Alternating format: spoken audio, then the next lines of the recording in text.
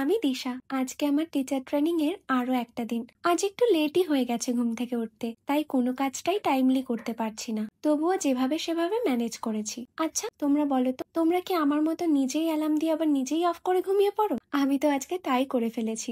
আরো একটা কথা, তোমরা অনেকেই জানতে চেয়েছো যে আমি এই টিচার ট্রেনিংটা কিভাবে করছি। একটু ডিটেলসটা তোমাদের সাথে শেয়ার করি। এখন সবটা করতে করতে তোমাদের সাথে সেটাই শেয়ার করে নেব। তো প্রথমেই বলি, যারা জানো না তাদের উদ্দেশ্যে, যে আমি কি নিয়ে পড়ছি। আমি যাদবপুর থেকে এমএ কমপ্লিট করে এখন বিএড পারসিউ করছি, আর এখন তারই থার্ড সেমিস্টার চলছে। থার্ড সেমিস্টারে আমাদের বিভিন্ন স্কুলে পাঠানো হয় ট্রেনিং এর জন্য, যাতে করে আমাদের স্কুল এবং স্টুডেন্টদের সাথে একটা পরিচিতি তৈরি হয় এবং তার অ্যাকর্ডিং আমরা নিজেদেরকে গ্রুম করতে পারি। তো সে কারণেই যাদবপুর থেকে আমার জন্য যে স্কুলটাকে অ্যাসাইন করেছে, আমি সেখানেই এখন ট্রেনিং করছি। আশা করছি আমি সহজ করে বোঝাতে পেরেছি। এরপরও যদি কোনো ডাউট থাকে তাহলে আমায় অবশ্যই জিজ্ঞেস করো। আর হ্যাঁ, তোমাদের মধ্যে অনেকেই আমায় বলেছো আমি কেন শাড়ি পরে যাই না। আসলে আমার ট্রাভেলিং এ অনেকটাই প্রবলেম হয়, তো তোমাদের সাথে সেই এক্সপিরিয়েন্সটাও একদিন শেয়ার করব।